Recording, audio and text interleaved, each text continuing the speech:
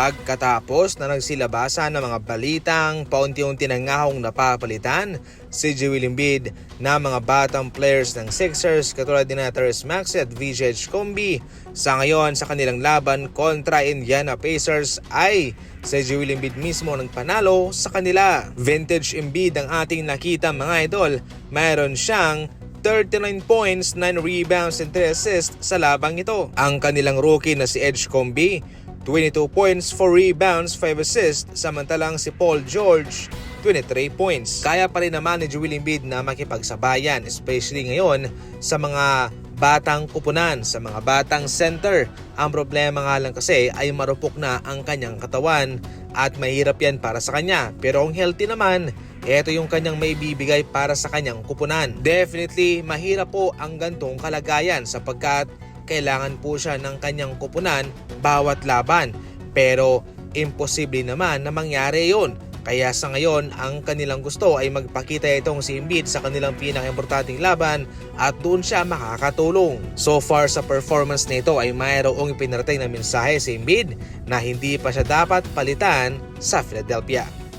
Katulad ni Joel Embiid, itong si Anthony Davis naman ang nanguna sa kanilang laban kontra Brooklyn Nets para sila ay manalo.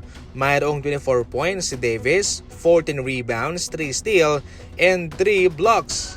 Samantalang consistent na ngayon itong si Cooper Flag mga idol, meron siyang 22 points, 7 assists sa labang ito. Ngayon, maganda ang tinatakbo nitong Dallas Mavericks kung saan kanilang naipanalo ang 5 sa kanilang huling 6 na mga laban.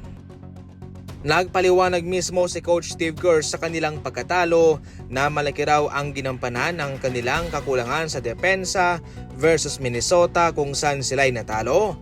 Pero mga idol, heto sa kanilang stats, kitang-kita ang kanilang malaking kakulangan sa kanilang big man rotation. Especially mga idol, sa patuloy po na paggamit ni Coach Steve Kerr ng small ball lineup. Eto, nakasabay sila sa rebounding. Pero mga idol, kung mapapansin nyo, sa points in the paint, malaki po ang agwat ng Minnesota laban sa kanila. Ang Golden State Warriors, 44 points, samantalang ang Minnesota, 66 points. Mas malaki ang kanilang ipinuntos sa loob. Kung mayroong big man ng Golden State Warriors na magaling dumepensa o kahit na doon lang siya magbabantay sa loob, ay hindi po lolobo sa 66 points ang na-score nitong Minnesota sa pinta o sa loob. So balit dahil sa small ball lineup ng Golden State Warriors at kakulangan ng isang certified na big man para makatulong sa kanila, itong si Rudy Gobert ay nagpiesta kanina sa scoring mga idol at kabilang siya sa mga top scorer player sa kanilang koponan. Ganun pa rin mga idol ang problema ng Golden State Warriors, small ball lineup. Pero parang wala talagang interest itong si Coach Steve Kerr na palitan ang kanyang paboritong lineup.